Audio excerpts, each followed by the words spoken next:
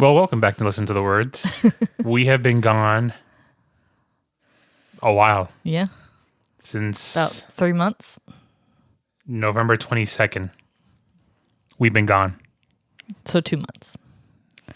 I don't know what day it is. I don't know what day, time. Today is the 25th of January. Time ceased to exist for me when I ended up in the hospital. Yeah. Uh-huh. So That was fun. we are going to have a little update episode as to where we have been, what are we going through, and what's happening in our lives. Mm-hmm. No music today. No. So during Thanksgiving week, we'll just dive right in. Yeah. And then we'll leave the surprise for the end. Because it's like, so what have you been going through? Like, this is it. Well, how's your last 2 months? How's your week been? How's your last 2 months been? It's kind of sucked. No. Well, the hits have been coming. Yeah. And they just don't stop coming. Since September. Smash Mouth was right. They just keep on coming. You already shared on reference. On your Instagram that Well, on my personal, not on my. on your personal. Not on the one that I Okay. promote here. Well, you suffered a tragic loss in September. In October, we kind of were okay. Yeah, we coasted. And then November, Thanksgiving week, I had this weird tickle in my throat every so often. I mean, like it was like once in a blue moon. It wasn't a tickle. It was like you felt like something was stuck. Like whenever I would eat, like in something your was stuck throat. in my throat, and I'd clear my throat and it'd be gone. So, come Tuesday before Thanksgiving, me and you are watching TV, and I'm watching YouTube. I'm watching a Joe Santagato video, and I started laughing hysterically at the video, and I lost my breath. I couldn't breathe at all. Mm-hmm. Now, when I couldn't breathe at all, I leaned forward in my recliner to try to catch my breath, and I blacked out. Mm-hmm. And I fainted and landed on my face. Mm-hmm. Smashed my face all up. You thought I had a heart attack, freaked out, jumped up. But I jumped up and... Within like 2 seconds. I was back conscious, but I was bleeding. My face was bleeding. I got a goose egg on my forehead and 2 black eyes. And ever since that day, the weird sensation in my throat became permanent. Mm-hmm. It was just like always there. Like, what is this thing? And we decided I'm going to make an appointment with the doctor, but it was Thanksgiving. Mm-hmm. So Thanksgiving, everybody's closed. Right. My personal doctor was closed, so I made an appointment with the clinic at my office at work, and that was for Tuesday, the following Tuesday. Mm-hmm. So I was like, you know what, I'll get checked out. But in the meantime, I was thinking the whole time, like, I have cancer. I'm dying. I have cancer. I'm not going to make this. I fell into a deep depression. Mm-hmm. So... It was the culmination of that and the loss that our family went through in September. So it was just kind of... It was a lot going on. It all hit you at once, I think. It all hit me at once, and I kind of fell apart. So we make it to Sunday night, and I text my boss that night and say, hey, I'm not feeling too great. My face is all jacked up. Do you mind if I work from home tomorrow? Mm-hmm. I have an appointment with the doctor on Tuesday. Mm-hmm. Excuse me. I have an appointment with the doctor on Tuesday. Do you mind if I just work from home? He said, yeah, that's fine. Needless to say, a few hours later, what happened? Somebody's at the door. Of course. Who is it? I think it's your mom.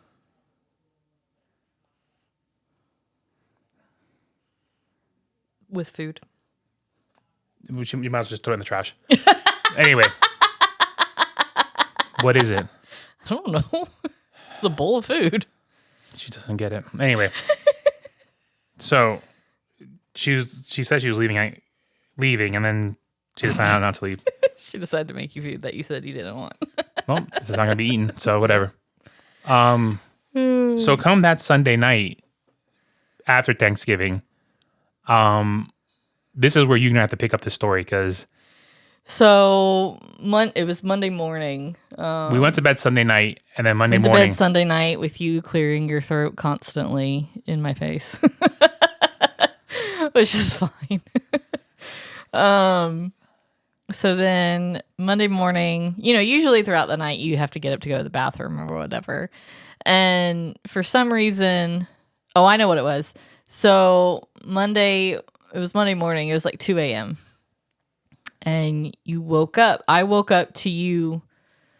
You fell on me and you were making like this sound like you were almost like you were choking. And then all of a sudden you just sat up and I said, honey, are you okay? And you said to me in Spanish, I'm sleeping. Mm-hmm. And I was like, okay, that's weird. And cause you never do that.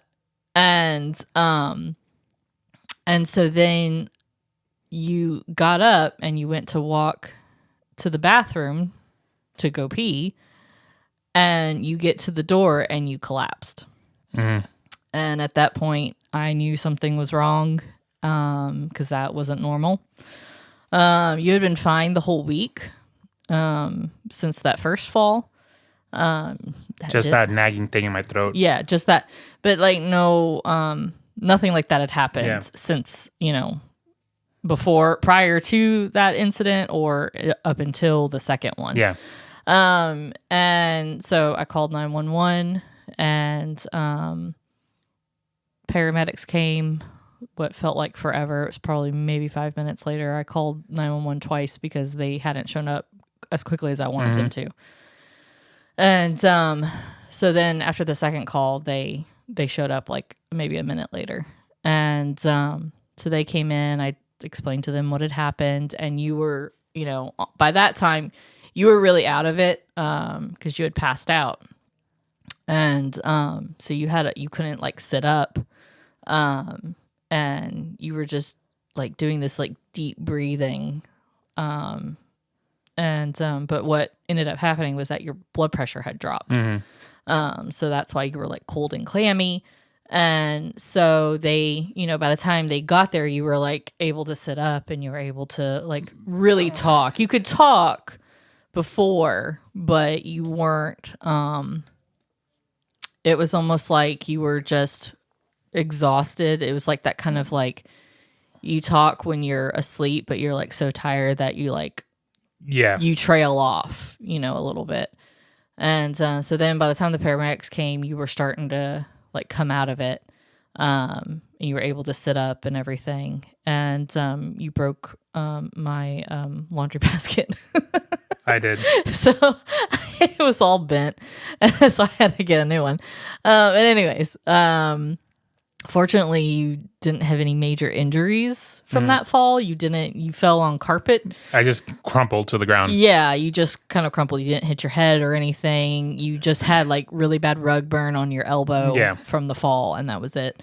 But the paramedics, obviously they come in, they see two black eyes and they're like, okay, he may have like fractured They thought I fractured my skull or something. Yeah, like he could have fractured his orbital socket and, it just hadn't healed right or whatever from his original fall. So they take him in the ambulance to a local ER, local hospital. And so I follow in the car. And so they do a CT scan of your head. Nothing's broken. But I kept egging on. Hey, there's something with my throat. Yeah, I feel like there's something stuck in my throat. And then they caught they said a little hint of something. Yeah, they saw like a little something from the original CT. And then they did a CT, a lower one. Yeah, my chest. Of your chest and found a 10 to 11 centimeter mass in my chest. Which the ER doctor said it looks malignant and it looks like lymphoma. Mm-hmm. So, of course, we're devastated. I mean, she hits me with that at 5 o'clock in the morning. Yeah. You most likely have lymphoma. And I'm like, what is that? She goes, cancer. And I'm like, oh, wow. Yeah. That's great. So she said, well, we need to get a biopsy of this thing. to make sure that that's what it is. And unfortunately, we can't do it here. Yeah, they were going to try to, but they said because of sometimes when they do a needle biopsy, it can like disperse and not come in through the needle, so it could not do them any good. So they said the best way for them to get a biopsy of it is to go in through My ribs. your ribs. A surgical Yeah, biopsy. a surgical biopsy. So for that, they need, because of where it is, they had already been in contact with a cardiothoracic surgeon at another hospital. We live right between two major hospitals. Yeah, which they're actually connected through the same ownership or whatever. It's the same ownership. It's just one's in one city and one's in the other, but we're right in between the two of them. And the one hospital that we got transferred to was actually the hospital where our daughter was born. Yeah. But anyway, so they said, you know, because of where it is, you need to see a cardiothoracic surgeon. Which I had never heard that word in my life before. Right. And when they explained the thing to me, I was like, are you serious? Yeah. So they had been in contact with him, and they said, you know, we're going to send him the CT scans and they had to, and I think you had an echo at the original hospital too. No, just it was all CT scans. It was okay. So you had three. That's right. It was 3 CT scans that you ended up having, and they had sent the second on-call doctor that was at the original hospital we were at. He said, I've been in contact with the surgeon and that he felt it was necessary for you to come see him because he doesn't come to this hospital. Yeah. So we get transferred immediately to the heart center because this is a cardiothoracic surgeon and that's what he deals with. Yeah. And because of the placement of this mass, he was really the best person to do this. So we got transferred over Monday afternoon. Yeah. Over there. Then Tuesday, it was pretty much just a wait and see. Yeah, it was going to take, you know, we were hoping that, you know, after the surgery, which I think your surgery was that Wednesday. And in between that time, you kept passing out. Yeah. Monday night you had you got overheated and wanted to get up, and you went to get up and sit up, and the nurse had come in, the charge nurse had come in and to help you, and you ended up passing out right in front of her. Fortunately, you were just in the bed and you just kind of fell back. Yeah. And so at that point they called the on-call doctor and they put you on bed rest until the surgery. So you could not get up out of the bed. You couldn't go walk around. Nothing, because you were a fall risk. And so then the surgeon came in and said, yeah, we're going to do the surgery on Wednesday morning. Had you sign all the papers. And I remember I had my echo on Tuesday. Had an echo on Tuesday to make sure everything. So they would have a baseline of what your heart condition was. Everything was fine with your heart. There's normal fluid around it that anybody would have. So nothing out of the ordinary. And even all your blood tests that they ran, everything was normal. Yeah. You know, you never have had any major health issues. So, you know, I think they were pleased with that, but still it was like weird because, you know, usually if something's wrong, it shows up in your blood work. Yeah, for sure. So then Tuesday I passed out again. Tuesday night you passed out again as I was giving you a pre-surgery bath, which you just use these like antibacterial wipes that they give you. And so I was doing that. And fortunately, you told me you were feeling woozy, so I had you sit down, and then that's when you started to really lose it, and you were becoming dead weight, basically. Yeah. And so I had to, like, wrap my arms around you, and of course, you're getting sweaty at that point, so I'm afraid you're going to, like, fall. So I basically dug my nails in and just started screaming for a nurse. Because I knew I couldn't let go to press a button, because there's a button right by the bed and to call for the nurse, but I was afraid to let go. Yeah. Because if you fell, it would be on a hard floor, and I didn't want you to hurt yourself. So they came in, they got you onto the bed, and with that pre-surgical bath, they have to change the sheets. Everything has to be clean. And so they had to basically, the two nurses that came in, they finished your bath up. They basically just redid it. Yeah.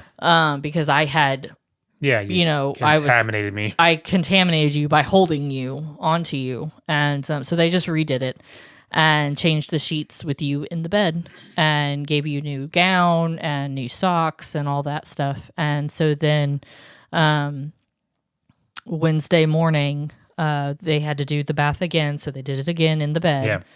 And then we went to the OR prep room, or the pre-prep room, basically. Yeah. Where they get you hooked up with the IV and everything. For anesthesia and all that Yeah, the stuff. anesthesiologist came and you passed out again in front of the anesthesiologist. Yeah. But fortunately, you were just laying in the bed and you were like, I'm going. Yeah. Because he hit me. I was like, okay. He hit me with the IV for the anesthesia on one location. He's like, we have to do that again. I want to have a backup IV line in case of anything. Yeah. So you had your original IV in one arm, in your right arm. And then he did an IV for the anesthesia through your carotid artery in your wrist. Yeah. And then he had to put another line in. The backup was for fluids and stuff like that was in your bicep. Yeah. And it was when he was prepping you for that. I said, I'm going, dude. That you started passing out again. And so he was watching and your blood pressure dropped. I'm talking like 58/70, type thing. And it might have even been a little bit lower. But anyways, he saw it drop. And so he called the surgeon and talked to him. And because you guys were just talking about like family. Yeah, we were mostly talking kids and the biggest fear I had through everything was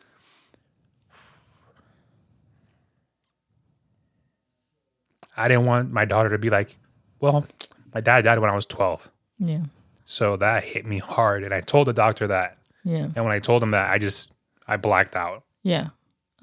So we figured out that it was all this passing out this entire week was anxiety. It was very, very bad. Critical heavy. Anxiety. Yeah. And which come to find out, your grandmother actually had, your biological grandmother actually had that same Something issue. Similar, yeah. Which we didn't know that because you didn't know her. Didn't know, yeah. So we found out like after the fact. Anyways. So they got me prepped and they took me to the OR and I'm freaking out because I've never had surgery. I've never done anything like that before. Right. So the anesthesiologist is like, hey, what do you want? What kind of music do you like? And I said, well, I have a music podcast, so that's a heavy question to ask. I said, I love Adele. He goes, okay, play, what's your favorite Adele song? And I said, When We Were Young. Mm-hmm. So he plays it, and the nurse above my head, now mind you, I'm remember this part of the story. The key part of the story is... Because we're going to come back to this. This nurse was a young black lady, and she sang like an angel. She started singing, and I started crying and just worried. Yeah. So they prepped me. They put this oxygen mask on me and said, hey, just breathe in, and it's gonna smell different in about 3 seconds. Yeah. So I'm like, okay, and I don't smell anything. I was like, oh yeah, this does smell different. And then I was gone. Before the song was over, I was gone. Yeah. I came back in the recovery room. They took me back to my hospital room, and fine, we were there, and so I had these tubes in my chest, in my ribs. Yeah, because of this surgery, he had to have a chest tube to deflate my lung, so they can get access to the mass, and then they reinflate my lung, and they have to drain the fluids all around my lung. Mm-hmm.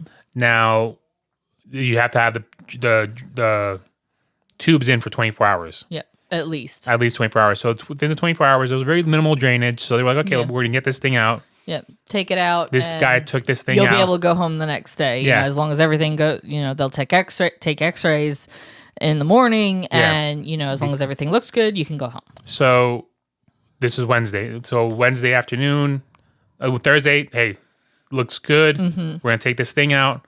The surgeon's PA takes this thing out, and I cursed him out. I mean, I dropped curses that I've never said before because it hurt so bad. He pulled it like a lawnmower chain. Yeah. And it hurt so bad, but hey, he got it out. Yeah. They did they stitch me? Yeah, one of them got stitches and the other one was glue. Yeah. Yeah, I think they did.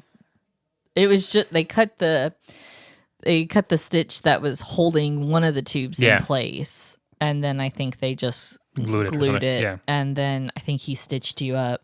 Yeah, he did, because I had to get those stitches removed later on. Yeah. He did stitch you up. So it was stitches and a little bit. So I never had stitches or surgery, and I was just going for everything that week. Yeah. So we wait 24 hours. They come do X-rays, and I'm ready for discharge. I'm ready to go. Yeah. And we'll just wait for the results for the biopsy at home. Yep. PA comes in and says, "Hey," I was like, "You ready? You ready to let me go?" He goes, "You're not leaving today." Yeah. He said, "Your lung collapsed." And I was like, "What?" I was like, "I feel fine." He goes, "It collapsed 40%. Yeah. So he shows me the x-rays, and that sucker was like a balloon, like a half. You could see it was like, so what it's supposed to look like is cloudy. Yeah. Because that shows that your lung is inflated. This was clear, so it was black. Yeah, you could just see. You. Yeah. So that bought me 3 more days in the hospital. Yep. So we were in the hospital because they had to put another chest tube in. Yeah. So the surgeon came in and did a smaller chest tube, fortunately. But it felt like it was massive. In a different spot. In the room. Not even in the OR, just in the room. It didn't take long. It took him maybe 15 minutes to do it. Which felt like an eternity. Yeah. When you're not even under anesthesia. It's just... Yeah, it was just a local. We're just going to cut you and stick this in your lung. So they did that, and that had to stay in for another 24 hours. They came in the next day and took x-rays. Everything looked good. There was more drainage this time. Oh, yeah.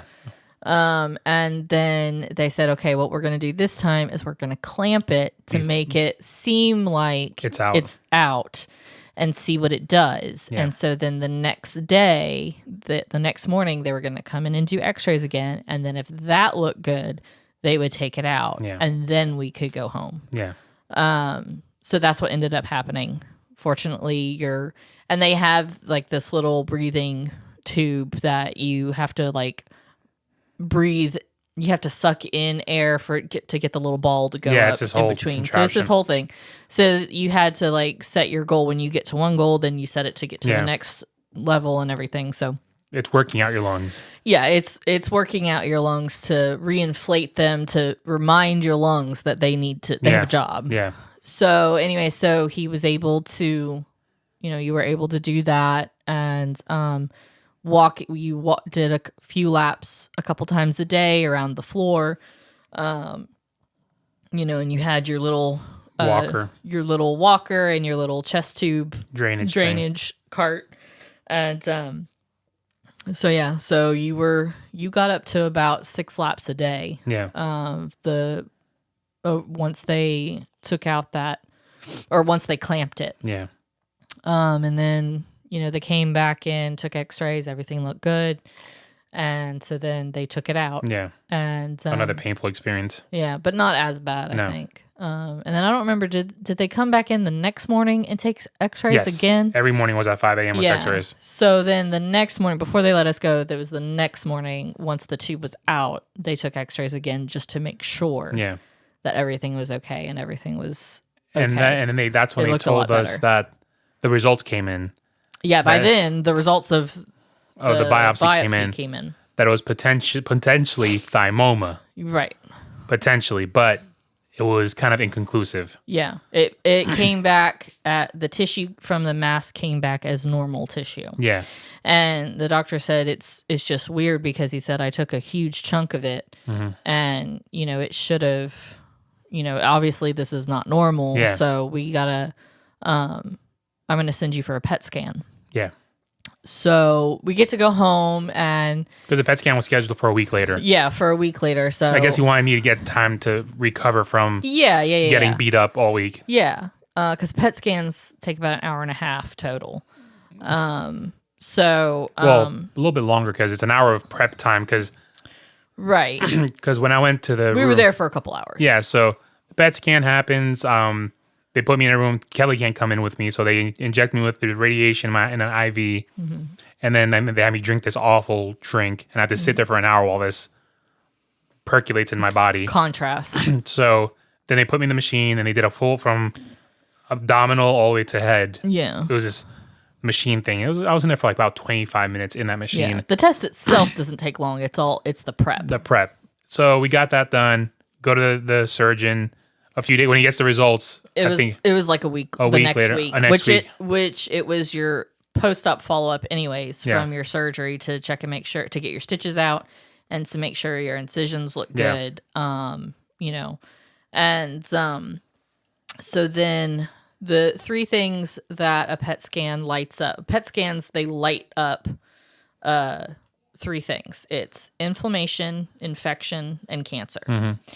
So we go in, and what was lit up was the mass and your lymph nodes on both sides of your neck. Yep.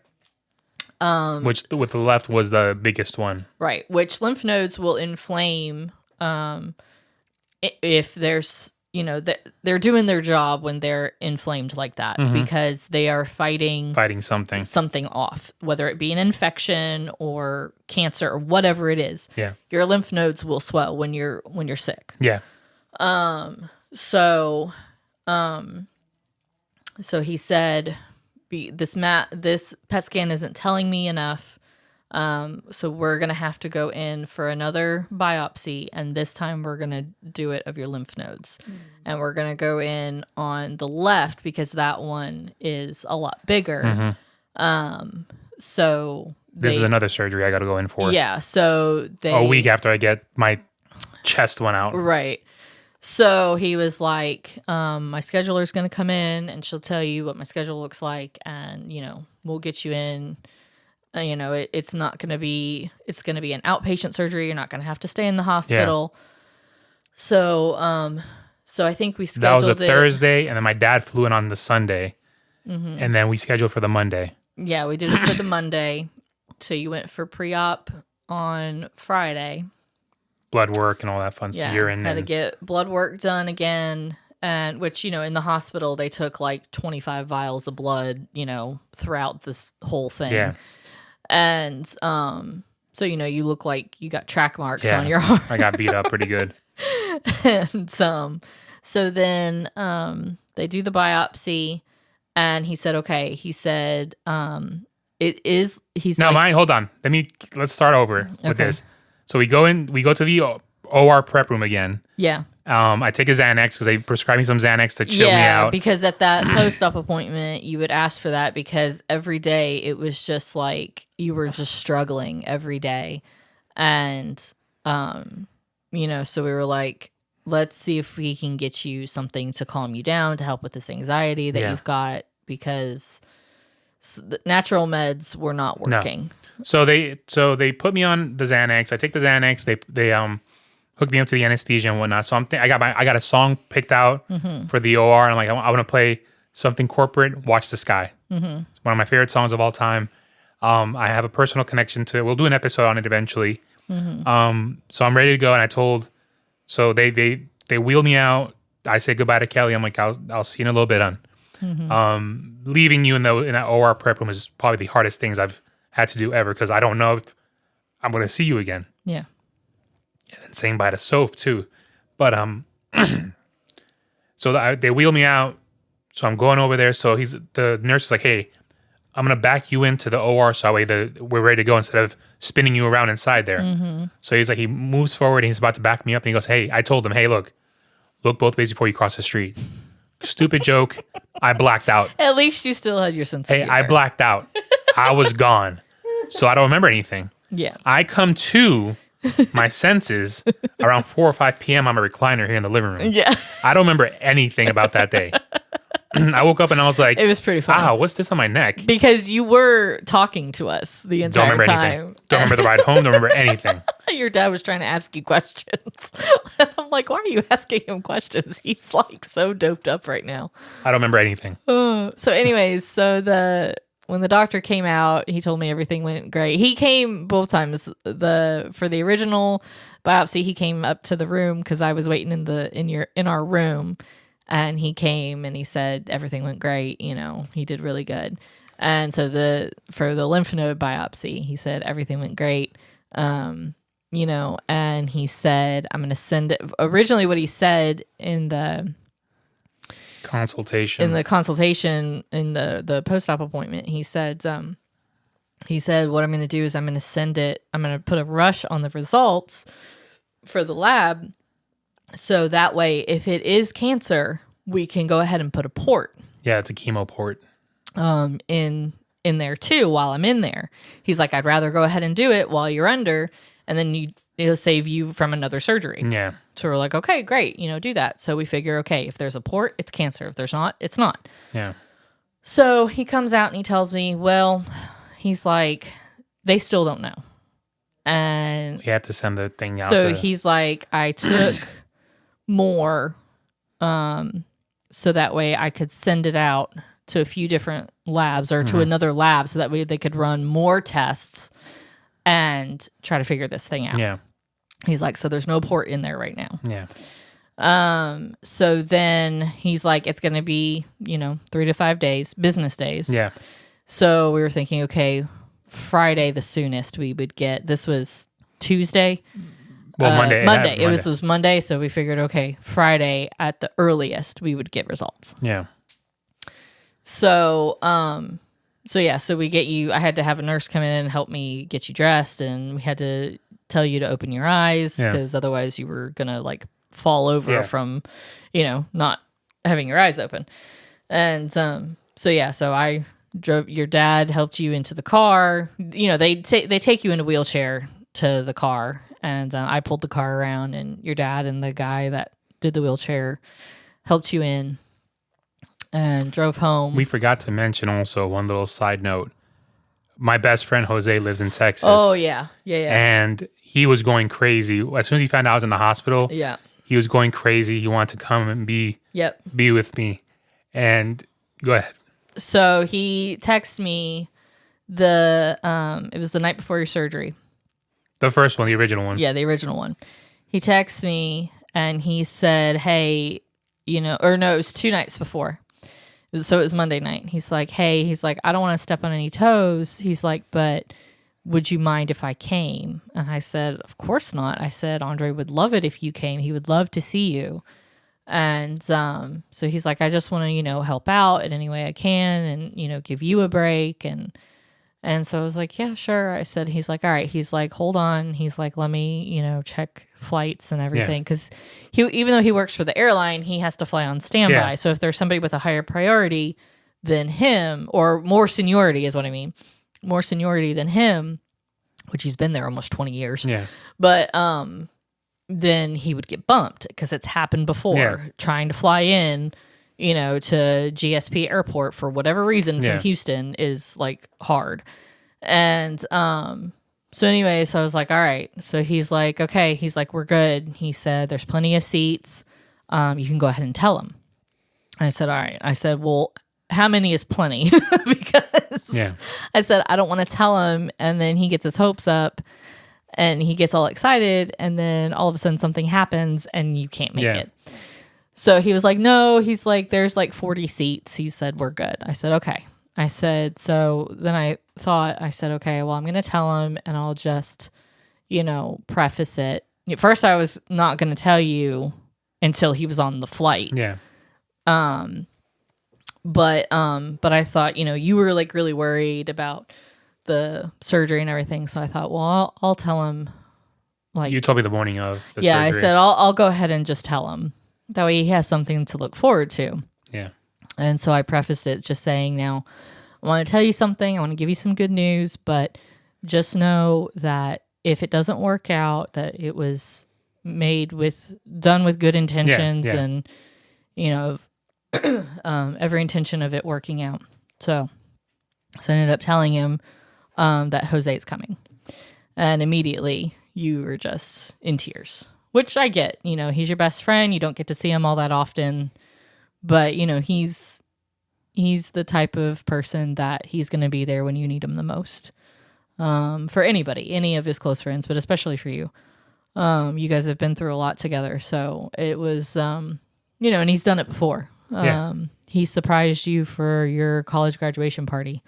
I picked him up at the airport and took him and everything, and he hid in the room and in another room and everything. So he showed up. And he showed up. He stayed for like 3 days. 3 days. And now, mind you, Jose has 2 small children and a wife. His mom flew from New York. I've known his mom most of my life. Yeah. She flew in from New York to help his wife with the kids. Yep. And then, that just goes to show how much people love me. Yep. Is that they were able to move around their schedules just for Jose to come see me for a few days. Mm-hmm.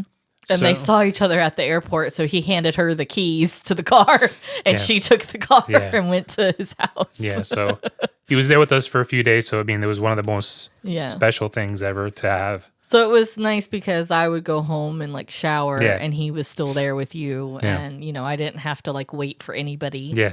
He would come first thing in the morning with breakfast. He would get us lunch. Yeah. And then, we'd all have dinner together in the room. With my brother, my mother, and then my aunts flew in. It's just, it was an overwhelming amount of love. Yeah. And especially from my brother and my mother. It's just, my brother has inherited our dogs for a little bit. Which I don't think he minds so much. I don't think he minds it. Okay, so now fast forward, they do this biopsy. We get the results. So we get the result. We ended up getting the results Wednesday. From the lymph node. No, from the lymph node biopsy. We got them Thursday. And we get the results, and I don't understand. This is all Chinese to me. Yeah, it didn't make any sense. So we got the results on your My Chart on Wednesday. Yeah. It's an app. Yeah. And we got those on late Wednesday, and then I think Thursday they called the cancer center. Yeah. Of the Gibbs Cancer Center in Spartanburg. I don't know which office called me, but it doesn't matter. One of the doctors that saw me in the hospital. Main doctor, yeah. He called me and said, "Hey, I know you got these results, and you probably are losing your mind." Yeah. He's like, "But I'm gonna try to talk you off the edge." Yeah. He goes, "You have cancer." So he said, you have cancer, but you have a very treatable, very curable cancer. 95% success rate. And so what Andre has is called classic Hodgkin's lymphoma. And anytime you hear the word cancer, obviously it's very scary. You think of it as a death sentence, but not all cancer is like that. And the doctor assured us that if you were going to get cancer, if you could choose what cancer you got, this would be the one he would choose. Yeah.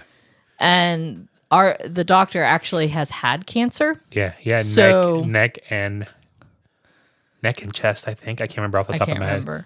So he knew this doctor. He knew what we were going through. He is the sweetest man on the planet Earth.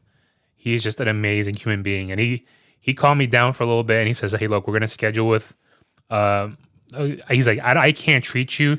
Right. My main focus is breast cancer. Right. But I will be referring to you to our head guy that deals with lymphoma." Yep. So we're not sharing names. No, but with lymphoma is a type of blood cancer. Mm-hmm. Because there is actually a leukemia and lymphoma society. So and they're both blood cancers, and that's what his doctor mainly focuses on is blood cancers. So they scheduled me for December 29th, and we met with the oncologist, and he says, hey, like Kelly says, 95% curable. We're going to beat this. We're going to do between 4 to 6 months of chemo. We got to get this port in you. So I was like, great, another freaking surgery. Yep. But he's like, we're gonna get this done. But the surgeon that had done the other 2 biopsies, he had already said he was determined to get. He wanted to do it for us. Yeah. I think the man loves me. Yeah. I don't know why. Well, and he has a family member that's going through cancer treatments, and so he understands what we're going through. I think he saw me as a son, kind of. Yeah. Because he was just so attentive to me, and the guy, very, very, all my doctors, all my nurses have been, surgeons, the doctors, nurses have been above and beyond. Everybody has been amazing. And then, so unfortunately, I'm an overthinker, and I've actually started therapy 2 weeks ago for this. Is that I focused on the 5%, right? Rather than the 95% of curability, I focused on the 5. I'm going to be that 5%, right? And so I asked the doc, I'm like, hey, what's this going to be like, this chemo? I was like, he's like, I don't know. He goes, everybody's different. Yeah. Some people can coast, quote unquote, coast, not completely coast. Right. And some it's just hell on earth. Right. He goes, I'm not going to sugarcoat it. Yeah. And I was like, I'm going to lose my hair. He goes, yeah, you will. Yeah. He goes, between the second and third treatment, it'll be gone. Yeah. He goes, but it'll grow back. Yeah. And so when he said the 3 major things that people experience is nausea, vomiting, and hair loss. Yeah. Nausea and vomiting is like, but hair loss. The vomiting scared me the most because I could barely burp with this thing in my chest. Right. I could barely swallow with this thing in my chest. I was like, how am I going to throw up? Yeah. Yeah. So it was hard for you to even hack up phlegm. Yeah. So we go meet with the we get that squared away. He's like, once you get that poured in, we'll get you scheduled for a few things. We get a lung test and make sure your lungs are okay. And then he was gonna have you do another echo, but I said, well, he just had an echo done in the hospital. Well, actually, he said, well, actually, your chart shows you had one done. Yeah.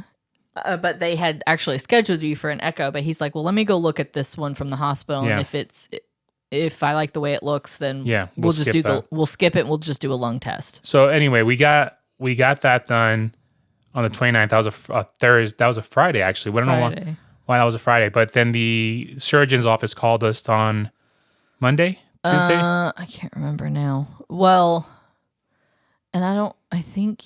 Anyway, we go back in, another surgery. They put the port in. We won't even mention the miscommunication for that one. Oh god, that was a whole thing. Yeah. But it's fine. It got taken care of. And then you had to do the pulmonary function test. You were able to reschedule. Those were scheduled for mid-January. You were able to schedule those for early on. I scheduled it for the week before it was originally scheduled because you had the port put in. And so I was like, there's no sense in waiting 2 more weeks to do this lung test. Like, let's go ahead and do it. And then that way you can start chemo. Yeah. So he said, the doctor said, it's going to be 4 to 6 months of chemo. It's every 2 weeks. Yeah.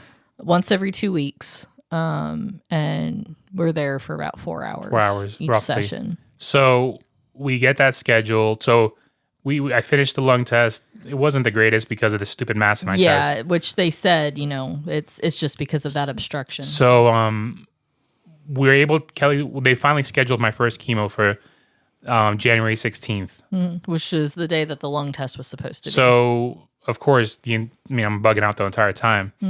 But I was like, hey, it is what it is. So we get there for the first infusion, and so first of all, they call the day before, and they're like, "Yeah, you're probably going to be there about 7 hours." We're like, "Oh, geez." So we pack everything, like 3 bags, stuff. So you could tell we were newbies. Yeah, we get to the infusion center, beautiful cancer society. The Gibbs Cancer Center in Greer, South Carolina. We get there, and I'm just losing my mind. Now, between all this is happening, I'm having panic attacks, and Kelly catches them because my right hand shakes really violently. And So we're sitting in there, and there's a lady there with her husband, and they're speaking Spanish. So I just took it upon myself to talk to the lady, and I said, hey, spoke to her in Spanish. I said, hey, what number treatment is this? And she goes, this is number 6, and then I have to do a few more of chemo, and then I got to do 12 rounds of radiation. And I'm like, oh, geez. And she's like, no, she goes, the first couple were rough, but she goes, you'll be fine. She goes, it'll be fine. And she had both her breasts removed because she had breast cancer. Mm-hmm. And her spirit and her willingness to talk to some schmuck, some white guy that's speaking Spanish to her in the chemo center just brought peace to me. And then I was like, okay, she goes, you'll be fine. And she's like, I'll be praying for you. And I was like, ma'am, I'll be praying for you too. Just like, I hope that this turns out good for you. So we get into the room. And of course, I'm nervous because, I mean, this is all brand new to me. Oh, yeah. So they hooked me up to the port, my little reset button, I call it, on my chest. It's this little rubber button in there. So they hooked me up. They draw blood because they wanted me to go the day before for blood tests. Right. And I was like, you guys put this thing in me to draw blood and to give me chemo. You're not sticking me in the veins anymore. I'm done with it. The veins are done now. They need to heal. I was like, because I had this giant blue bruise. Yeah. From. I think it's still done. there. It's done. It's done? Yeah. I had this giant bruise from. You just had bruises, like small little, like pin mark bruises. All the oncology took 6 bottles of blood for me. I almost passed out. Yeah. And then oncology, then the IV from the surgery. I was 8 days in the hospital. They take blood. My arms were just done. Every like few hours, they take blood. I was like, the surgeon put that special port to draw blood and give me chemo. Y'all taking blood from there. Yeah. So the nurse took the blood. I mean, you put this cream on me that they gave you that numbs everything down. Yeah, it's like lidocaine and something, and you put it on about an hour before, and then you have to put saran wrap over it so it doesn't rub off on your clothes or anything, or just rub off. And so it protects that. And then you got these shirts on Amazon. My father bought me some chemo shirts. Yeah, so they unbutton like right where the port is on either side of the shirt. So it just depends on where your port is. But anyway, mine's on my right side. No, right side. Right side.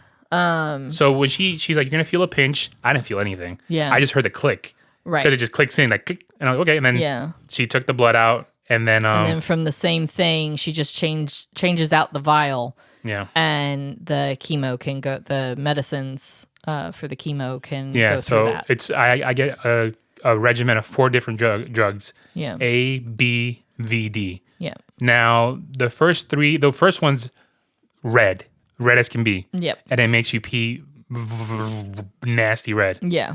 So that's 10 minutes. Yep. The second one's 10 minutes. The third one's 10 minutes, and the last one's an hour. Mm-hmm. So while they do the blood work, they make sure that I'm okay to receive this chemo. So in the middle of waiting for the blood work to come back, they just give me fluids and steroids. She gives you some fluids, gives you a steroid, and gives you nausea medicine to just kind of jumpstart that. Yeah. So that way, if you do have any nausea or whatever, then at least they've gotten the meds in to help you with that. We got a prescription to take home for nausea as well. Got it that day, and downstairs is a pharmacy, so I just walked downstairs and got it before we even left. So they do these 4 rounds, and that last round of drugs, that one, I told you I was fine the first 3, but after that 4th one, I was just like, I'm tired. Yeah. I was like, I'm really tired right now. Yeah, because it's a lot. It's it's a lot. So they took out the needle port, boom. Yeah. And then they let you sit there for a few minutes, make sure you're okay, and then go home. So we get home, and fortunately, I wasn't nauseous. Yeah. You didn't have any major side effects. Just this exhaustion. Just very tired, which is normal. I've never felt in my entire life. Yep. No, mind you, during the chemo, the little Mexican lady that I spoke to kept walking by, and she's like, are you okay? And I was like, yes, I'm good, thank you. Are you okay? Yes, thank you, I'm good. And then before she left, she goes, okay, I'm leaving now. And I was like, thank you so much for talking to me. Yeah. And she was beyond sweet. And the fact that she took the time to worry about me when she's going through something a lot worse than me Yeah. meant a lot to me. I think it's a very close-knit community too. When people are in there, you might see the same people. Yeah. Your schedules might line up that you see the same people. It meant the world to me. So get home. That was Tuesday. I slept pretty good that night. Yep. The next 2 nights were not good sleep nights. No, you had this like postnasal drip cough, like this dry cough. Yeah. So, we tried everything we could think of. And so then finally we were like, okay, I said, let me call and see if you can take Claritin. Yeah. Because Claritin helps, allergy meds like that help with postnasal drip. My mom's here now, so she was telling us that, that's what she takes because she has the same thing sometimes. So gave you Claritin at night. What was that? Do you hear that? Yeah, I heard a beep. I don't know. Anyways, gave you Claritin. Your mom did like this aloe vera rub on your back. Yeah. Did very put like this like Bengay type stuff on your back as well. I went out and I bought a Cool Mist humidifier because I read that can be good for postnasal drip. Yeah. So, that second night just prevented both of us from sleeping because you could not get it under control. And it broke me psychologically that I was keeping you awake, and I was like, I can't do this. Yeah, and keeping yourself awake, you couldn't get any good sleep. So, so we just started doing all these different things. I gave you Mucinex again at night just to try to help, thin out that stuff. And with all of that, once we did all of that, you slept. You were able to sleep good. So, but in the midst of all this, we figured out that you cannot sleep on your side. On my left side. Because the morning of the port surgery, about 3 a.m., you passed out again. And what happened was he was trying to sleep on his left side because he really needs to be sleeping on his back. And so he was sleeping. He tried to sleep on his left side and just keep his arms down, but he's used to sleeping on my left shoulder. On his shoulder with his arm up. Well, because his lymph nodes are swollen and hard, when you do that, you're pushing them in and it's pushing on your carotid artery. Yep. So he woke up in the middle of the night and he said he felt nauseous. He got cool and clammy and started dry heaving like he was going to throw up. And then it just went away. Your mom already had 911 on the line. Yeah. And you had fallen back like you had passed out, and I was slapping your face trying to get you to wake up. So, and then you woke up, and so I told the surgeon, and he said, yeah, he's like, I think that, I said, he hasn't passed out since the morning of his original surgery. And I said, he's not had a situation happen like that until today. Yeah. And he's like, yeah, he's like, it sounds like this is like mass related. Yeah. Because and the surgeon agreed too. And so he was the one that said, because his lymph nodes are hard, when you're kind of pushing on it, like that. So that's what we feel is happening. So now I have to really watch you and make sure you're not like moving in the middle to that side in the middle of the night. We have a system. Yeah, I sleep very awkwardly now, and because of that, I've hurt my right shoulder a little bit. Yeah. I have this. We can't win. But it's allowing me to sleep at night, so it is. I gotta suck it up. Yeah. But I think the worst side effect I've had from the chemo is just this fatigue. Yeah. That has put me it just put me down. Mm-hmm. Nausea. I only had 1 day of nausea, like in the morning. Yeah. I just felt sick to my stomach, and you gave me the pill, and it went away. Mm-hmm. And I also have tea that it's a stomach ease tea that I use because I feel nauseous all the time. Yeah. But so I gave you that. Appetite was non-existent from Tuesday to about Monday. Yeah. I didn't want to eat. Like, food sound disgusing to me. Yeah. But you're getting your appetite back. And then I get to go do it again. Yeah, exactly. On Tuesday. But I've been trying to break my mom of she keeps bringing me these big dishes of food. I'm like, literally, like I can't eat like I used to eat. Right. It makes me sick to even think about food. So it has to be small portions. Mm-hmm. And that's everything we've read too has said that small portions multiple times a day is better than 3 big meals a day.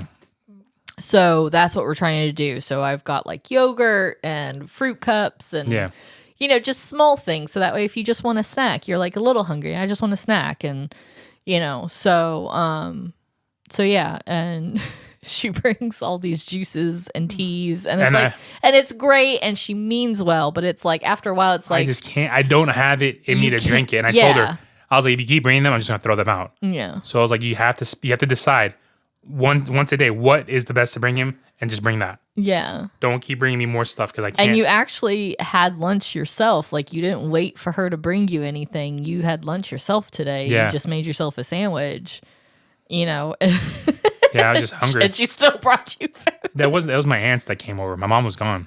I looked at the camera. I looked at the camera. It was your mom. Oh, weird. But anyway.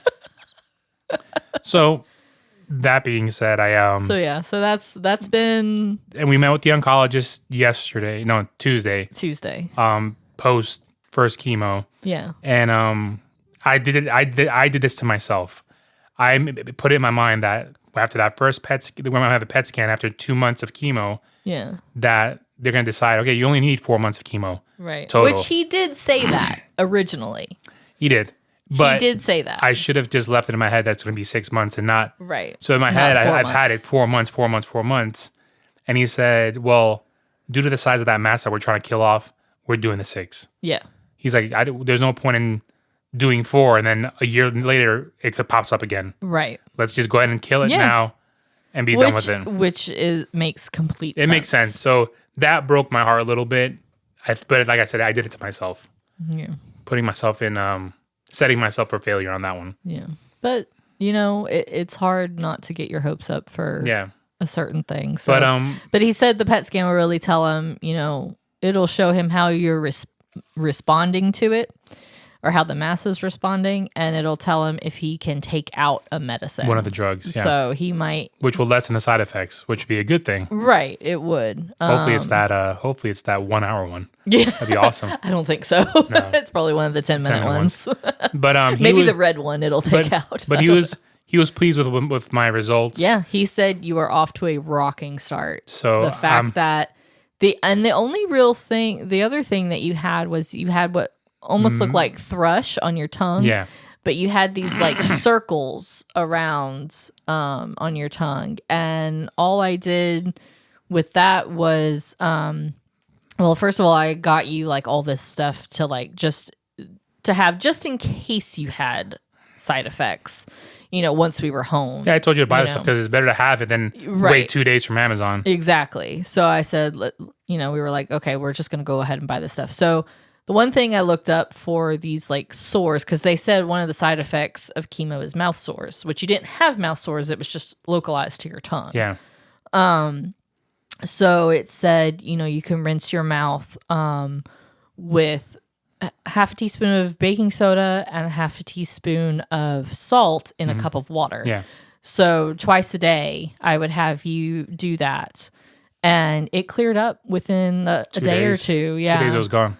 And so then after that, I got this mouthwash on Amazon called Prevention, and it's for oncology patients. They have other versions for like, I think they have one for kids or just for different things. But this one that I got it says for oncology patients, and it's supposed to help soothe all that and it tastes awful. And it cleans your mouth and all that kind of stuff. So basically a lot of this stuff is for dry mouth, but you've not had that problem. Yeah. But so we're doing that, and we'll see if the second round gives that to you again. We'll see what it does. And if that mouthwash doesn't work, then we'll go back to the baking soda and salt, which we know works. Yeah. So as of right now, the update is I've had in the grand scheme of things, after it's all said and done, we've been gone because I got cancer. Yeah. I got cancer. I've gone through my first thing of chemo, and I go back. I go back in a few days for a second. Well, and you had to, process everything and be okay enough mentally to talk about it. Yeah. And I still don't. I'm still not 100% to talk about it because, like I was telling my aunts today, my mom, and I tell you every morning. The mornings are the worst part because when I go to sleep, I forget about it, Yeah. and then when I wake up in the morning, it just hits me again. I'm like, crap. Yeah. I'm sick. Yeah. I'm sure it does to every single person that has cancer. And like I told you this morning, I feel like I've had to put being a husband and a father on pause because I can't do anything, and I feel bad that you have to carry me. My mother has to carry me. My brother has to carry me. The whole family has to carry me. But that's just what we have to do, because we all love you. Yeah. So it's what any of them would do for us. We would all do it for each other. Yeah. And work has been incredibly accommodating. Work has been great, which I just got an email from HR, so I got to look at that. They've been very accommodating with everything and supportive. Yep. My boss, when I was in the hospital the 8 days, he's like, "Hey, do you mind for a visit?" And I said, "Yeah, of course." He shows up, he walks in. I was like, "Hey, man, how you doing?" And then right behind him, one of the owners of the company is with him, and Jose's there, and he's like, "That's one of the owners." I was like, "Yeah."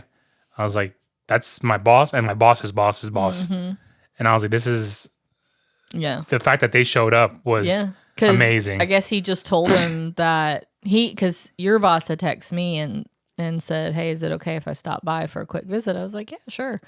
And so that was it. And so he told us later that he was like, "Yeah," he said, "I just told him, his boss, the owner, he's like, I just told him that I was going to come by the hospital and see you."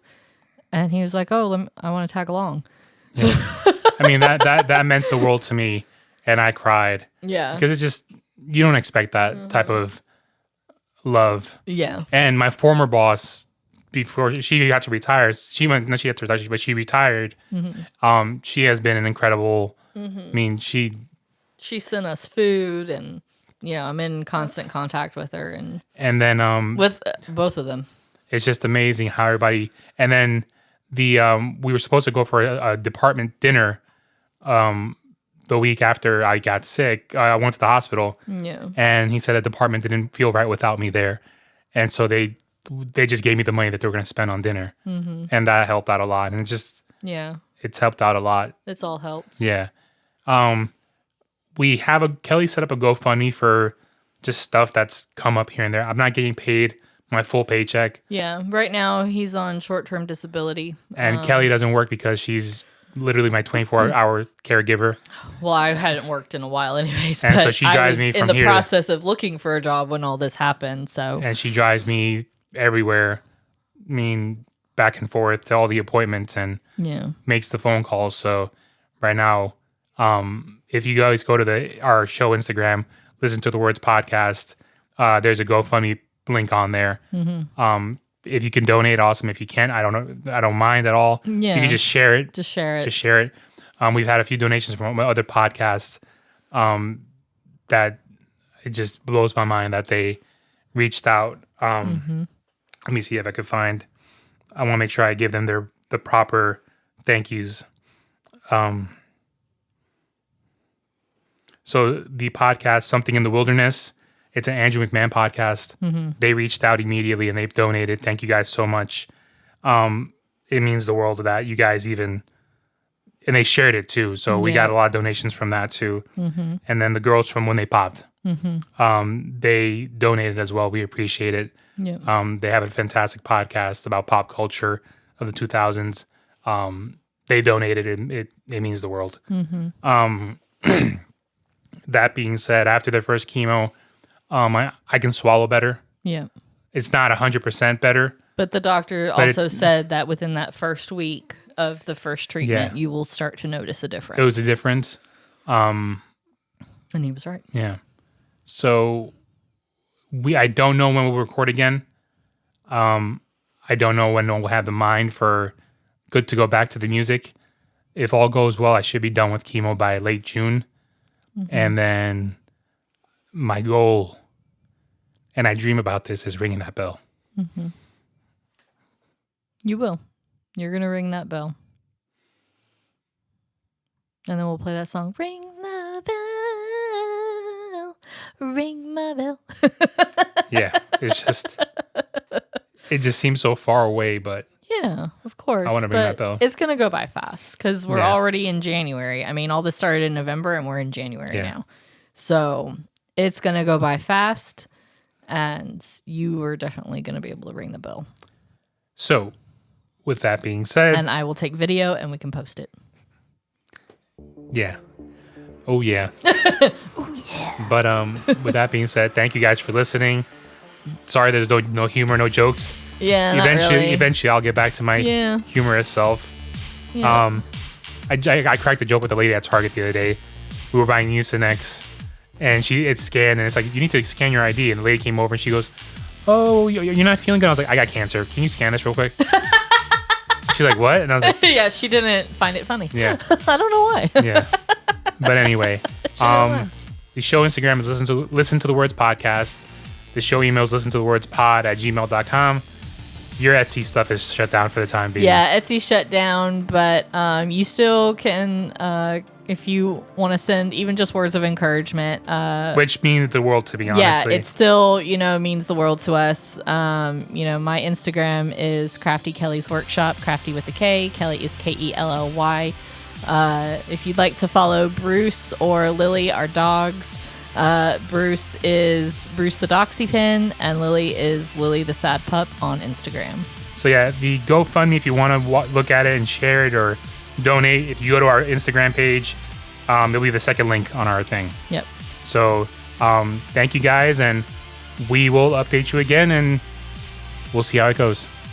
Thank you guys.